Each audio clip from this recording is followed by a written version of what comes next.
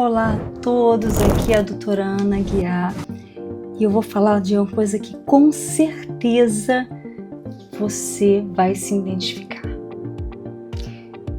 Quem nunca sentiu uma falta de energia desproporcional à atividade feita naquele dia?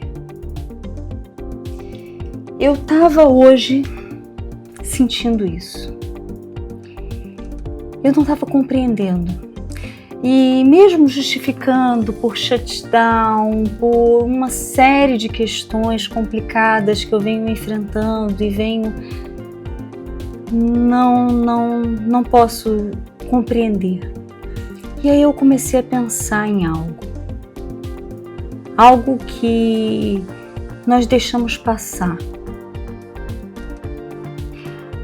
Nós pensamos na sobrecarga e nós perguntamos aos nossos pacientes ou aos nossos parceiros, sempre a mesma pergunta: você está em sobrecarga? Você está se sentindo cansada? Eu posso lhe fazer algo? Sim, essa é uma forma de empatia e de conseguir agir antes da crise sensorial. Porém, o que hoje me veio à mente e o que eu já percebia, obviamente, de uma forma intuitiva e até atuava, mas não fazia isso comigo mesmo. Hoje eu percebi, parei e tentei me regular diversas vezes. São os fatores de sobrecarga ocultos.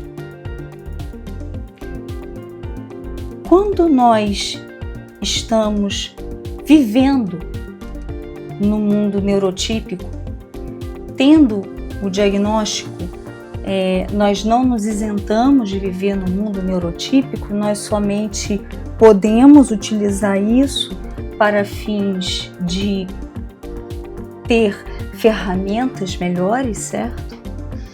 Quando nós temos essas ferramentas, fica mais fácil, vamos dizer assim, de manejar situações, mas o tempo todo nós somos desafiados nesse mundo.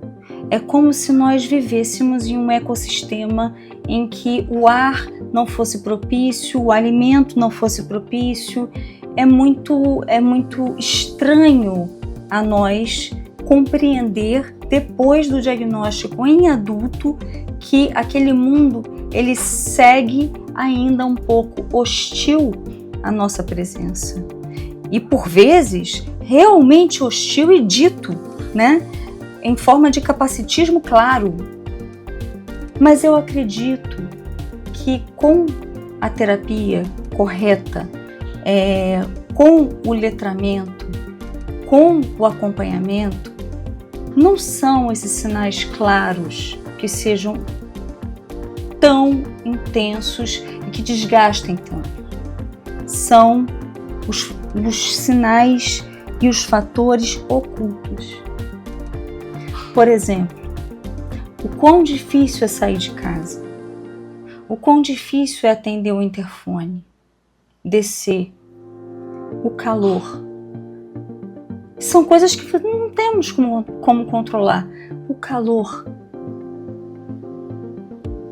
Necessidades básicas, nesse momento, por exemplo, a gente não consegue entender muito o que é fome, o que é sede. São coisas que não dá nem para explicar muito para um neurotípico, mas isso existe. E são essas sensações somadas muitas vezes à solidão, porque a gente não tem com quem falar. E uma outra pessoa que possa falar como nós, né, poderia também dividir isso. Poxa, eu sinto assim, eu sei como é que é. Não tem. Então, esses fatores, eles vão minando energia, sabe? E você não percebe. Vou dar um exemplo pessoal, se me permitem. Eu fui tomar um banho e ao entrar na água, mais uma vez, eu tive sensação de queimadura no corpo inteiro. E como isso me deixou abalada. E eu não percebi. Eu não percebi porque eu estava me arrumando. Mas mesmo assim, eu coloquei uma roupa. E eu passei por cima daquela sensação e saí com a dor da fricção da roupa contra aquela pele que estava com uma sensação de uma queimadura já sem bolha, sabe? Imaginem a dor. É claro que isso é uma sobrecarga, mas como não estava para mim óbvio naquele momento, e como em nós mesmos não conseguimos contabilizar nem compreender, deixei passar. Então hoje eu fiz esse vídeo para que todos vocês possam pensar o seguinte: a terapia, o diagnóstico é o começo, mas a terapia, ela deve ir mais fundo. Ela deve realmente fazer um diário de vida desse sujeito. Porque a cada dia eu vejo mais autistas tendo dificuldades de inserção do mercado de trabalho. E essas dificuldades acabam colocando esse grupo imenso de forma inacreditável, pessoas extremamente capacitadas, em uma situação muito delicada e perigosa, porque essas pessoas não estão acostumadas a não funcionar. E de repente, elas começam a ter sensações estranhas no corpo, mas elas não contaram com o que é oculto.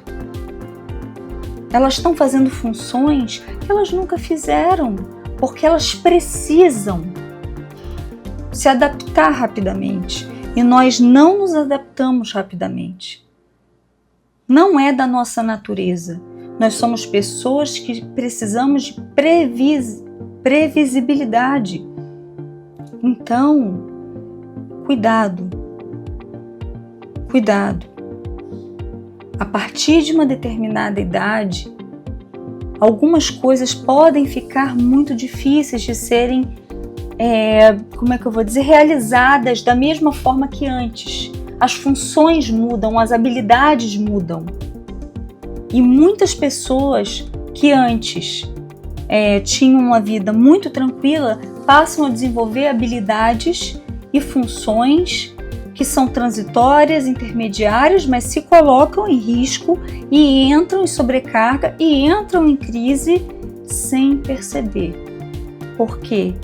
Porque o que elas estavam acostumadas a compreender como sobrecarga, ou sinais ou sintomas de sobrecarga, passam desapercebidos.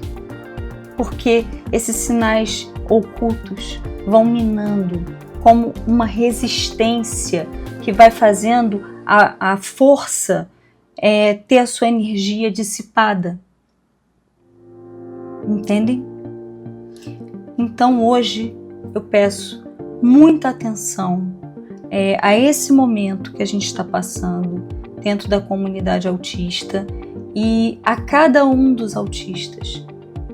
Tentem vocês mesmos prestarem atenção a si, ok?